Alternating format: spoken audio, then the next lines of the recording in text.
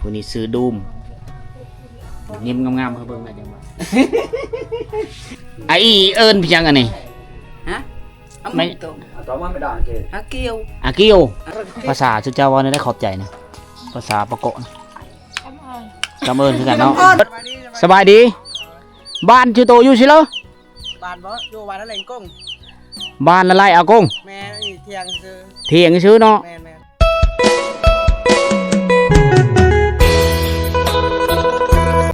สบายดีอีกทีหนึ่งทุกคนตอนนี้คอยยังอยู่ที่บ้านละเลาะคือเก่านะก็เป็นวิดีโอสุดท้ายทุกคนเลยที่ใช้ชีวิตอยู่หมู่บ้านนี้นะพวกเขานอนอยู่เฮือนเลขาพักตะแสงนี่อยู่นี่แหละเมื่อคืนนอนอยู่นี่อากาศเย็นนะแต่ตอนแรกๆเขาขึ้นว่าสีไปถ่ายสารคดีเกี่ยวกับฮีตของประเพณีเขาจำผีอยู่หน้าพอแหละแต่ก็มันเวลามัน11 โมงแล้วทุกคนเขาจำเป็นต้องได้เดินทางกลับไปบ้านอาดือเพราะว่าอยู่พูนมันมีงานใหญ่ก็คือบุญระปืบที่เป็นชนเผ่าปะโกะเขานะเขาเจ้าเฮ็ดตั้งแต่เมื่อวานนี่แหละมื้อนี้เป็นมื้อที่เขาเจ้ารับแขกก็เลยเยอะสุเฮากับทีมงานกับเบากิโตย FM วิธีไทยบ้านนะก็สิได้เดินทางไป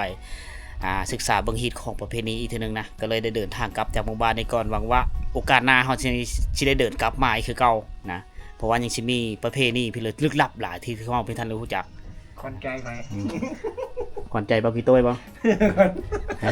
แม่นบ่อย่าตัวน้องได้บ่ตัวมี2สาวอยู่นี่เฮือนเพิ่นอยู่นี่แหละบ้านเกิดเมืองนอนถิ่นฐานภูมิลำเนาของเพิ่นนี่ผู้นี้ซื้อดูมมีสัญญาณอยู่นี่มีสัญญาณติดอยู่นี่บ่มีเนาะยิ้มงามๆเขาเบิ่งได้จังว่านี่ทีมงานเขาคนดังเด้ออาชีพกับดังไฟทุกมื้อเคยติดตามคนอยู่เนาะตอนนั้นก็เห็นอยู่ในอันนี้ก็ทีมงานเราคณะอำนาจการปกครองบ้านกระดุมบ่ชื่อแล้วนะกระดุมโอ้กระดุมบ่แม่นดุมละลาเนาะกระดุมเนาะไอ้เอิ้นพี่ยังอันนี้ฮะไม่ต่อมาไม่ได้เกศอาเกียวโอ้อาเกียวนี่พักนางคูภาษาไทยเอิ้นว่าผักหอมแบงโอ้ภาษาไทยวะผักหอมแบงภาษาปะโกะกระโดเอิ้นอาเกียวจอกถึงปีใดจอกถึงปีใดอ๋ออีแม่เราไปในนี้ทุกมื้อเนาะอยู่เฮือนบ่ได้เนาะแต่ดงเนาะก็โปะปีใดโปะชวนนี่ไปเอาอันนี้มาได้ไปเอาอันนี้มาทุกมื้อแล้วล่ะอยู่กับผักอยู่กับผลปูต่างๆอันนี้ผักเรามาเป็นมัดเข็นไปขายกันอยู่บ้านเฮานะราคา 10,000 ได้ซำนี้เลย 10,000 กีบเลยนี่ถ้าว่าอยู่คือตลาดนี่เป็นเงินมาแล้วนี่30แล้วนี่40 50,000แล้วอันนี้ไม่ยังนี่มิกะริเย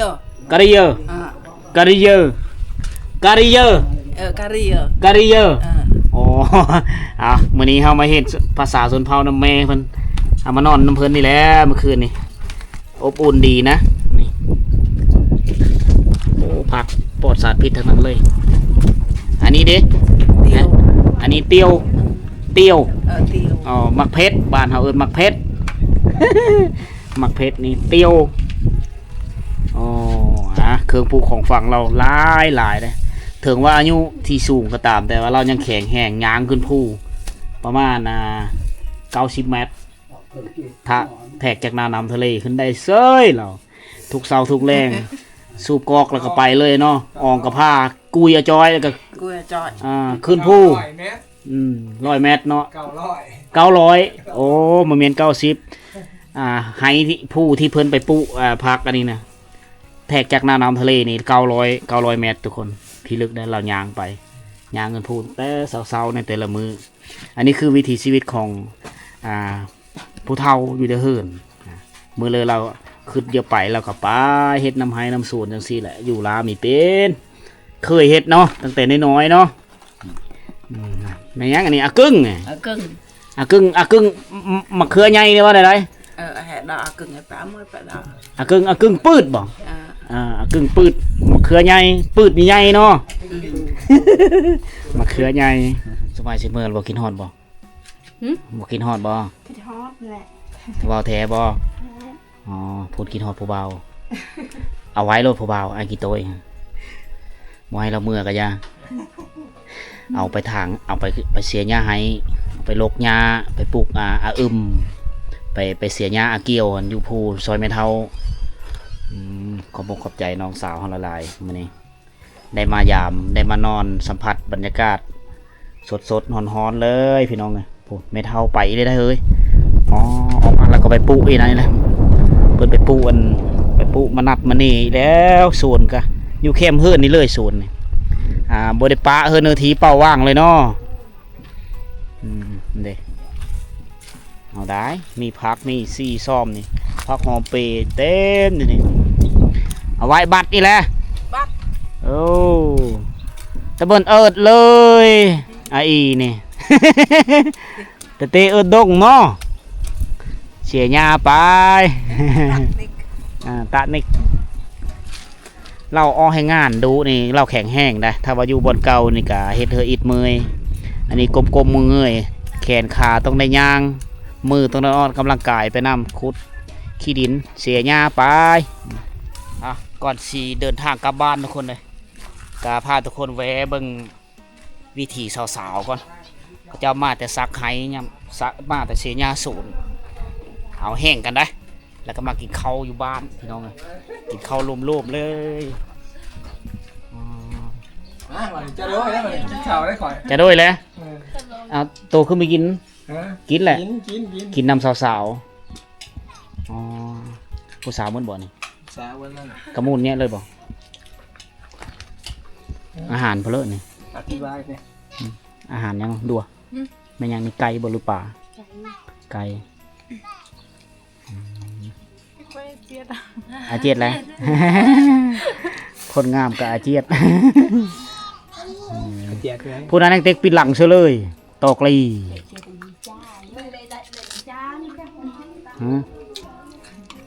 ฮะ เจียดที่อ้ายบัก อาเจียดนะอายเบื่ออายกล้อง อายกอง อายคอยติอายคอยติ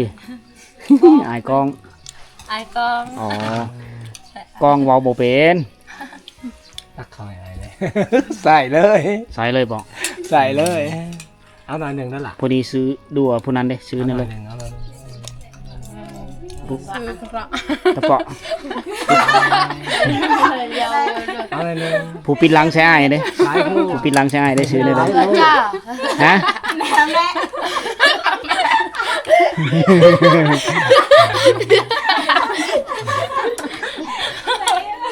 เป็นข้าวจ่า ข้าวเจ้าแล้วข้าวเจ้ากินข้าวเจ้าไปทันข้าวเหนียวบอกแต่ข้าวเจ้าอันนั้นเอา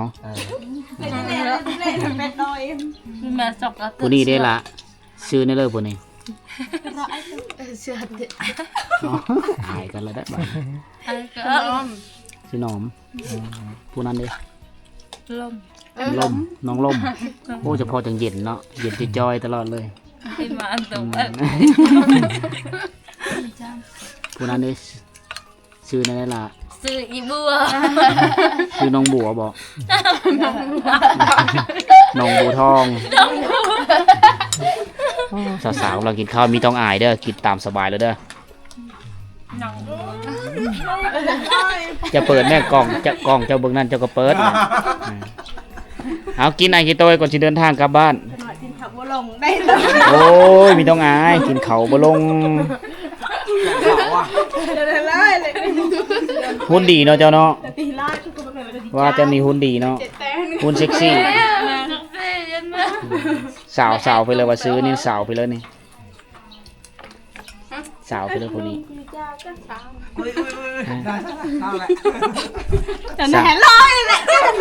สาวอีหยัง เราโคตรด่าลูกนิด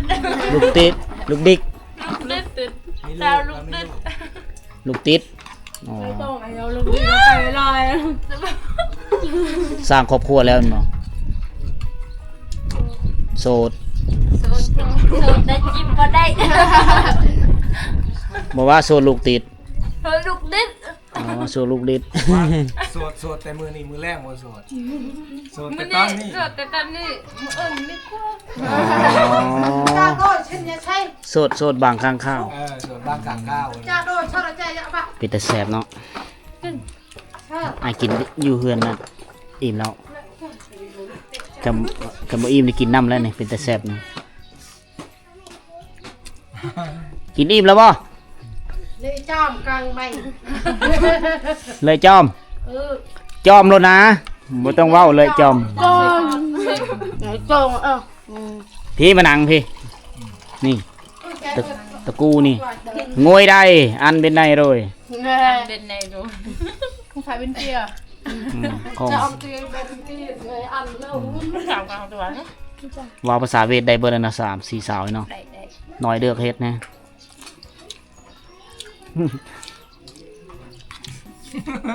và cái lọc กินไอ้กี่โตยเป็นอะไรแซ่บบ่กินข้าวกับสาวๆพี่เลยเฮ็ดคำน้อยแต่ซะเอาคำใหญ่ๆเลย โอ้ ผู้สาวเบิดไปผู้เดียว อาเจียดแล้วไอ้กี่โตยนี่ไอ้กี่โตยอาเจียดแล้วนี่ผู้สาวหลายผู้บ่าวผู้เดียว ก็เลยอายกินข้าวคำนี้น้อยสิมือฮอนเฮือนอยู่บ่เด้ มันไปอะไรไปตุ้มมันไปก้มชอบกันตรงหนัก เอาหมุน ดีอันนั้น หมุน360องศาเลยบัดนี้ เดี๋ยว360องศาคอยสา จะได้ว่าสิกินข้าวบ่อิ่มแล้วอิ่มแล้วเจ้าอิ่มแล้วโอ้ก็เรียบมาแล้วบัดนี้เจะพอจะหุ่นดีเนาะ เจ้านะ ลง กินข้าวกินข้าวบ่ลง เขาว่าแซ่บ นอนก็บ่รับกินข้าวบ่ลงเฮ้ย เขาหัวใจ ตอนแรกไปเฮ็ดเวียกต่อบ่นี่ hay lửa พักผ่อนเลยมื้ออื่นพุ่นแล้วจังไปต่อเนาะ lọt อืม cha xài đó มื้อนี้ไปแต่เช้าแต่6 โมง cha đôi นึ่มกินโรยอันโรยตามเอิญกินแล้วเฮากินแล้ว cảm ơn ขอบใจหลายๆภาษาชุดเจ้าว่าได้ขอบใจนะภาษาปะโกะนะกำเอิญคือกันเนาะ cảm ơn là man là duan hay bờ ให้เออ ให้สุ ให้ ภา เปิดการ ให้อ้อเนาะ viên bờ ไอ้ ơn mà เอิญบ่เอิญ là บ่ một lần ơn là nằm hè เอิญแล้ว cảm ơn là man là duan là hè bờ càng là hè bên trong tận tê rồi nắng เอิญก็ย้วนแล้วเนาะ hè bên nằm ơn chừng lần ơn ตาม คือสองเอ้ยน้องบ่หน้าตาคล้ายคือเดียว จ้า làm đây là ได้ mai สั่งสิ คนละเฮือน ค เนาะ นละแบบจ้า คนละแบบจ้าโอ้จะเว้าคักหลายคนละแบบจ้าผู้หนึงก็แบบหนึงเนาะอ่า hay đâu บอกภาษาไทยก็เป็นได้บอกภาษาไทยก็เป็นได้ เป็นแท้ คนละแบบลงกันเลย จะสาวยุกใหม่ ใครไม่กินคนรู้นะ อยากจะเล่าคือในตะนางกังเล่ากันเดือดกระจัง ฟังคักๆเลยภาษาเขาเจ้านี่ก็โมนน่ะ cứ là một cái lúc แต่เขาฟังมีท่านเขาเจ้าเว้าไว้หน่อยหนึง cái biểu hiện thường tập vẽ cái rọc càng mày nó cười vô nhẹ chòm cái kệ đó เห็น ห เขา น่อ เจ้าย นะดีใจ tao hay cái đồ chòm càng này có tông nhà cửa yêu có ổi là mà plok liệu có bị có lia ham mày nó cái แน่ได้ nó chạy đợt bơi nó แปลให้ฟังหนะ Còn Bè đây, về bè thường nơi tôi- nâng. đây là lư địa kè ăn cái bữa nhẹ cái chòm càng ăn chứ cứ với nhá bây giờ mẹ plok liệu có bị ốc lia cái mẹ plok lời năng ở đây mẹ ba bên plok ơi lửa ba cứ lại chòm mà cái dạo lăng tay đầu tục em mẹ plok รู้จักแต่ว่าเลยจอมเท่านั้น เหลือแต่หันมือตึบกายแต่หันละมือตึบเลย cái lửa còn lại chòm là mà plok chạy lia ham mồi nó bơi plok này cái to ฟ้าลมในอากาศดีเนาะ จักเลยบ่ ลองลมหยัดหยิดจะจอยเนาะเจ้าซื้อลมมันก็เลยลมเลยตลอดเลยบ้าน ลมจ้านะ càng duan là không mới một lần ของงานเราบอกกินนอโรยแล้วอ๋อกินแต่โดดแล้วจากของเรานี่เนาะอืมนอโรยแล้วอิ่มแล้ว ภาษาปะโกะนี่กินอิ่มแล้วหรือบ่ได้ cha say ฮะ จะใส่ จ่าไส้อ๋อกินอิ่มแล้วจ่าไส้นึ่มโอ้ จ่าใส่น้ำกินอิ่มแล้ว ตอนนี้ตอนแรกมาส่งสงสัยกลัวไปหายกลัวไปหายผู้ชายแล้ว ผู้ชายพอติดอย่างบ้า ปินมาพี่กล่องเจ้ากี่ตัวปินใส่ผู้สาวพี่ โอ้360องศาวันนี้ มันยังบ่คือไหม ดูก็ได้นั่งนี่เนาะ โอ้ นี่อาหารตัวนี้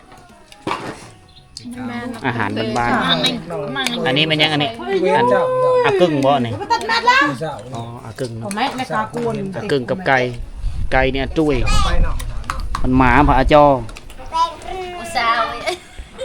เมื่ออะไรบอกโอ้บ่ได้บอกกันเลยบ่ครอบกันเลยเมื่อกะเมื่อเด้ออ้ายเด้อล่ะวะโอ้จนฮอดพุ่นจังได้ครอบเจ้าของเฮือนเมนกระโตกบาดนี่อ๋อไป ของเพื่อนบ้านนี่ เจ้าภาพจงเจริญเลยเนาะจะเป็นเจ้าภาพเนาะอ๋อเจ้ากินยังแต่ละมือคือขาวก็ได้ โจดัว ฮะกินข้าวกินข้าวจำแจ้วเนาะ หนาวเลย กินข้าวจำแจ้วแล้วขาวตลอดเลยขาวก็ขาวจ้วคือคนในเมืองเลยมา มาตอนแรกคอยคิดว่าเป็นผู้สาวเวียดเลย คือว่าจะเป็นคนเวียดบ่แม่น นั่งกับน้อง2คนคอยเข้าใจว่าคนเวียด อ๋อ เขาบอกว่าบ่แม่นคอยกระโบเสื้อมันนะฮะ มันคนเบียด คือคนเวียดเลยยองเงยเวียดนามเนี่ย สองสี่สอง ยองเงยเวียด มาจองเวียดนามอันเบอร์ เอาเอิ้นปลาเลยนะเรามักน้องสาวเจ้าเอิ้นปลาดัวบ่ดัวบ่หรือดัวดัวอ๋อฮะผู้สาวหลายได้สี่จักคนผู้สาวไปหาเงินไปยังจะคนตอนฮอดบ่10 3-4 คนมีเจ้าแล้วก็มีน้องเจ้าแล้วก็กินข้าวนำกันนั่นเนาะ เดินนำเขาผูกบัตร อ๋อเอาผูเบิดเลยฮะเนาะ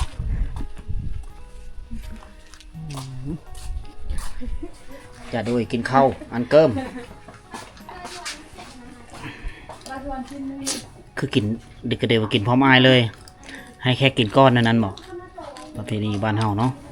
แขกมาให้แขกกินก้อนแม่ก็คือกันแม่นี่อายุจักปีเลยแม่เจ้าเองเลยบอกแม่นบอกแม่บอกเนี่ยแม่เจ้าโอ้ จ้างนวล จ้ามันกินข้าวเด้อสมาชิกได้กลับก่อน อาจารย์ เมื่อก่อนขอหมกครบเจเลยตอนแรกเข้าเมืองบอกยังเนาะเจ้าเนาะโจเด้อไออีเด้อ จออ่อนเนอะ มื้อหน้าจังมาอย่ามไม่เด้อ เดี๋ยวจ้ามันตัว แปะให้แม่นะ มันตัว ฮะ เออ มื้อหน้าจังมาอย่ามไม่บักเขาเฮ็ดบุญละปึ๊บมันสิมาอีกละปึ๊บโปดน่ะละปึ๊บบ่แม่นคือกันเนาะละปึ๊บปุละปึ๊บเดือน7 เดือน8สิมาอย่ามไม่เอาเดินทางกลับก่อน ค่อยๆเมื่อเด้ออ่ะ โดยขอบใจละลายน้องสาวไปเมื่ออะไรได้บ้างเมื่อปลาก็ได้จังซีเลยเฮามา เอาแรงกุ้งเลยเด้ ถ่ายทำสารคดีอยู่บ้านเฮาก็มานอนอยู่เฮือนอายเพิ่นนี้อายเพิ่นเป็นหัวหน้าเผ่าอยู่ในหมู่บ้านเนาะเป็นการนำของเขตนี้เลขาพักตาแสงเพิ่นขอบคุณขอบใจหลายเด้อไอ้เด้อสิได้เดินทางกลับมามื้อหน้าจังแวะนอนเยี่ยมยามกันใหม่ฮักแพงหลังจากเข้าครอบบรรดาสาวๆ2 สาว2ไอ้น้อง โอ้กินฮอดจอยๆล่ะพี่น้องเอ้ยมาเธอเดียวได้นี่แสดงว่าความ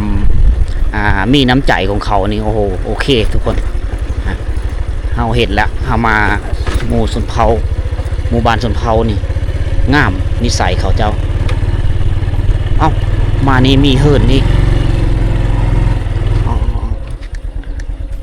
อยู่นี่จะมีอีก2-3 หลังคาเฮิรนมาอยู่นี่เขาเจ้าเป็นเลิกเขาจังอยู่ได้มีน้ำมีหนองป่ามีโฮยก็มีหน้าแฝงของเขาเจ้าได้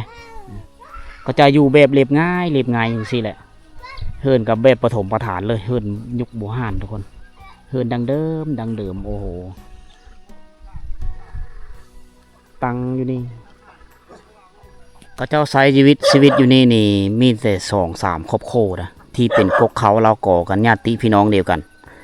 นะน่าจะเป็นพี่น้องไทยบ้านละไลอ่างกงประมาณนี้ที่มาตั้งถิ่นฐานภูมิลำเนาอยู่นี่มาเฮ็ดไร่เฮ็ดหน้าทุกคนเลยก็เลยอยู่พี่เลยก็เป็นบ้านแห่งที่2ของเขาละญาติพี่น้องเขาก็คือสิอยู่ผู้ไรบ้านละไลเพื่อแหละบ้านคลิปวิดีโอแรกๆที่จะเฮาเดินทางเข้ามาท่ามกลางธรรมชาติที่สวยงามพี่น้องเลยยึดถืออาชีพเฮ็ดหน้าแซงอยู่นี่แล้วก็เฮ็ดสวนไปนำผู้อยู่ตีนผู้ไปละธรรมชาติถือว่ายกโปะเขตเมืองสมยแขวงสารวัตรพี่น้องตัวนี้จะเป็นเราเขาจะได้ตัวนี้จะมีห้วยน้อยไหลลงมาแต่จอมผู้นี่บอกเขาตั้งงานลักทดสอบพลังงานลมต่อหน้าไปเกิดพลังงานลมจังหันลมอย่างบรรยายไปตามผู้มาแล้วก็เฮ็ดไห้นะเฮ็ดหน้าทุกคนนี่เฮ็ดหน้าแซงนะเขาจะเฮ็ดหาอยู่หากินปุมักมีอยู่นี่มีกล้วยป่าอาหารเขามีนั่งเล่าแล้วก็เฮ็ดเข็มไปนำปลูกเข็มหลายรักษาต้นเข็มไว้อันนี้คือท่าแห้งที่เขาเจ้ามาอยู่นี่มีน้ำมีหน้าได้มีบอนทำมาหากินโดยเฉพาะคือหาปูหาปลาตามห้วยน้อยนี่โดย3-4ครอบครัวนี้ใช้ชีวิตอยู่ในนี้แบบเสพสุขได้ตัวนี้ก็จะเป็นน้อยๆจะเป็นเฮิร์นเกิดลูกของเจ้าคลอดบุตรนะแล้วก็มีน้อยๆก็จะเป็นเล้าเข้าเขาเจ้าคือกันและเฮิร์นหลังนี้เนี่ยเขาเอิ้นว่าเถียงหน้ากับว่าแมนแต่ว่าเขาเจ้าอยู่นี่ประจำได้เขาอยู่ประจำอยู่นี่เลยเขาเคยไปได้ทุกคนเพราะว่ามีหลานน้อยมีหลานน้อยเขาเจ้าไม่ได้นุ่งเสื้อเดี๋ยวผิดกฎชิดที่เด็กนะเขาก็เลยไม่ได้เขาเคยรีวิวไปแต่ไก่ทุกคนเบิ่งมีอยู่เขาคันห้องนะอันเถียงหลังนี้เขาคันห้องแล้วก็มี2เตาไฟนี่ก็ต้องแมน2ครอบครัวทุกคนเลย2เตาไฟ2ครอบครัวเพราะว่าครอบครัวครอบครัวน้องเขาเจ้าก็เฮ็ดแต่งยูโคกินด้วยแห้งของตัวเองนะเฮ็ดเฮ็ดมันกลุ่มครอบครัวครอบครัวมันลุเมีมันประมาณนี้นะแต่ละครอบครัวกลุ่มตัวเองแต่ว่านอนเฮ็ดเฮ็ดร่วมกันเฮ็ดนำกันแล้วก็คันห้องกลางเคิงแล้วก็เฮ็ดกินเลยนอนเลยอยู่หั่นเป็นตะไฟพร้อมเบื้องนี้สไตล์ทรงโมเดิร์นนี่ก็เป็นอีกครอบครัวนึงครอบครัวพ่อกับแม่น่าจะอยู่นี่ก็แต่งยูโคกินได้ต่างหากเด้ก็เป็นครอบครัวที่3เนี่ยครอบครัวที่4อยู่พุ่นครอบครัวที่4นี่กำลังเฮ็ดเฮิร์นหลังนี่ก็หากระสร้างมาแล้วไม่ไหมมาอันนี้กับปุยาน้ำแน่เนี่ยปุยาขายเนี่ยผู้ซอนใส่เขาจะเอาไว้หาป่าในยามมันหน้าฝนนะเบิ่งความบักใหญ่พักกันอยู่นี่แบบสบายเลยพักกันอยู่นี่เลยบ่บดสบายดีบ้านชื่อโตอยู่สิเหรอบ้านบ่อยู่บ้านละแหล่งกุ้งบ้านละไลอากงแม่เถียงซื้อเนาะแม่บัดเฮ็ดหน้าเรามาอยู่พี่แม่นอนอยู่พี่เลยแม่จักครอบครัวเฮิร์นหลังนี่อันนี้บ่มี2 4ปริหาครอบครัวอยู่นี่2แม่อยู่หัน2แม่แล้วอยู่นี่1อยู่นี่2ครอบครัวก็เฮ็ดกินไผมันเลยบ่อยู่น้ำพอยแม่เฮ็ดเตาไฟเดียวกันแม่2โคแต่เตาไฟเดียวกันอยู่เฮือนหลังนั้นละ2เตาไฟ2เตาไฟนี่แต่งกินไผแต่งกินมันเนาะกุมไผกุมมันแต่ว่าอยู่เฮือนหลังเดียวกันอยู่เถียงน้ำกันแต่เฮือนแท้จริงของฮักษาผีสร้างนางอยู่พุ่นเนาะบรรพบุรุษอยู่บ้านพุ่นอยู่นี่บ่มีผีมีแต่มานอนซื่อเฮ็ดหน้าอยู่พี่เฮ็ดหพร้อมบ่หายอยู่พุ่นแม่นขึ้นอยู่ผู้พุ่นเลยขึ้นผู้พุ่นพาลูกพาแม่มาอยู่พี่เนาะข้าวสารมื้อแล้วก็แม่นมื้อบ้านข้าวสารซื้ออยู่บ้านมื้อซื้ออยู่พุ่นช่วงนี้กินข้าวนี่ข้าวเจ้าเลยเนาะข้าวเจ้ากับข้าวเหนียวซื้อเอาข้าวหลังจากเกี่ยวข้าวหน้าแล้วจึงได้กินข้าวเหนียวยังต่ำบ่ได้ต่ำไม่สีแล้วเนาะสีเอาข้าวสารเอามาแต่บ้านเบิดแล้วแม่นมื้อซื้อเอาใช้ชีวิตอยู่พี่เจ็บเป็นอุ่นแล้วก็เมื่อเนาะพากันเมื่อเป็นไข้เป็นหนาวเนาะโดยครอบเจอลายแวะส้มเบิ้งคักอยู่แบบ สงบเลยอยู่นี่หลัก2ครอบครัวแต่ตะไฟเตาเดียวอยู่นี่ได้นั่นละ2ครอบครัว2ตะไฟและครอบครัวนึงแม่นอยู่นี่พอดี5ครอบครัวพี่น้องเอ้ย3หลังคา5ครอบครัวอันนี้คือเรื่องเล่าในการเดินทางเฮาออกมาแต่บ้านเลาะแล้วก็เฮาก็มานี่มาละเลาะแล้วมาแวะที่บ้าน3หลังคาเฮือนอยู่นี่แหละทุกคน3หลังคาเฮือนแต่มี5ครอบครัวเลยอันนี้คือวิถีชีวิตของพี่น้องชนเผ่าปะโกะเฮาที่ตั้งพักผ้าอาศัยอยู่ตามล่องชายแดนลาวเวียดนามทุกคนเลยก็ลึกลับหลายถ้าเฮามีมาเฮาก็มีฮู้ว่าเขาแต่ละคนเขาอยู่กินได้เลยนะมานี่เขาเฮ็ดไห้แน่เฮ็ดหน้าในหาเครื่องป้าของดงมากินทุกคนเลยพักผ้าอาศัยโดยเพิงธรรมชาติเป็นหลักเลี้ยงไก่อยู่นี่มาแล้วก็เลี้ยงไก่เสียไก่แซ่เลี้ยงไก่เลี้ยงเอาน้องหมามาอยู่น้ำพร้อมพาลูกพาแม่มาอยู่นี่เป็นประจำจะพูดแล้วเกี่ยวเข้านะแซงแล้วนี่เขาเจ้ากับมือบ้านได้แต่ก็มือหึงไม่ได้เพราะเพ่งแต่มือนึง2มือเขาเจ้าก็มานอนอยู่พี่ก็เพราะว่าหนองป่าเขาเจ้าอยู่พี่นะเพราะแล้วก็บ้านหลังที่2เขาเจ้าอยู่พี่แหละน้อยเธอที่เขาจะมือมีฮีดมีคลองประเภทนี้เลยเขาจะมือบ้านมือพูดแหละบ้านละไล่บอนที่เขาจะเดินทางกลับพูดแหละเอาสำหรับวิดีโอนี้ก็โจอยู่นี่ทุกคนบ้านนี้เฮาสิได้เดินทางไปพูดได้เมืองตะโอยแขวงสารวันกลับคืนบ่อนเก่านะสิได้หนลาวต่อคืนมือบ้านสิเวะพาทุกคนไปส้มเบิ้งฮีดข้อประเพณีบุญละปืบของบ้านอดือเมืองตะโอยแขวงสารวันไปเจอกันทุกคนที่บ้านอดือเด้อ